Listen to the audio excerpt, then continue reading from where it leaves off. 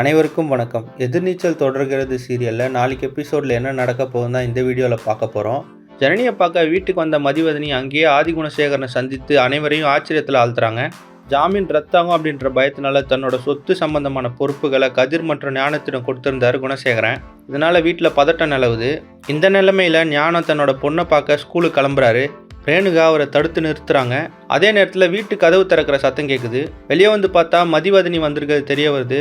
அவரை பார்த்ததும் சக்தி போய் மகிழ்ச்சியோட வரவேற்கிறாரு. மாடியில் இருந்த ஜனனி கீழே வர முயற்சி பண்ணுறாங்க. நான் மேலே வரேன்னு சொல்லிட்டு மதிவதனி நேராக மாடிக்கு போகிறாங்க. அங்கே ஆதிகுணசேகரனை நேருக்கு நேராக சந்திக்கிறாங்க. அப்போ ஆதிகுணசேகரன் சொல்கிறாரு, எங்கள் வீட்டு பொம்பளைங்களுக்கு நிறைய உதவி பண்ணியிருக்கீங்க, ரொம்ப நன்றி அப்படின்னு சொல்கிறாரு. அதுக்கு மதிவதனி சொல்கிறாங்க, பெண்கள் முன்னேறத்தை தடுக்கிறதுக்கு நிறைய பேர் இருக்காங்க, அதுக்காக நமக்குள்ளேயே ஒருத்தருக்கு ஒருத்தர் உதவி பண்ணாதான் ஜெயிக்க முடியும் அப்படின்னு சொல்லி ஆதிகுணசேகரன்கிட்ட சொல்கிறாங்க.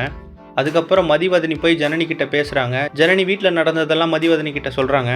அதுக்கு மதிவதனி, நீங்கள் அமைதியாக இருங்க, சரியான நேரத்தில் நம்ம செயல்படலாம் அப்படின்னு சொல்லி தைரியம் கொடுக்குறாங்க. மேலும் குணசேகரனோட கேஸ்லாம் திருப்பி விசாரணைக்கு வரப்போகுது, அதில் கண்டிப்பாக உங்களுக்கு நியாயம் கிடைக்கும் அப்படின்னு ஜனனிக்கிட்டையும் சக்திக்கிட்டையும் சொல்கிறாங்க. மதிவதனி சட்ட ரீதியாக குணசேகரனை சிக்க வைக்கிறதுக்கான நடவடிக்கைகள் எடுக்க போகிறாங்களா, இல்லை அதே நேரத்தில் தன்னோட பிரச்சனையை சமாளிக்கிறதுக்காக குணசேகரன் வேறு ஏதாவது சூழ்ச்சி பண்ண போகிறாரா அப்படின்றத அடுத்தடுத்த எபிசோடில் பார்த்து தெரிஞ்சுக்கலாம். இந்த மாதிரி எதிர்நீச்சல் தொடர்கிறது சீரியல் அப்டேட்ஸ்க்கு நம்ம சேனலை சப்ஸ்கிரைப் பண்ணுங்கள், ஃப்ரெண்ட்ஸ் அண்ட் ஃபேமிலிக்கு ஷேர் பண்ணுங்கள். நன்றி.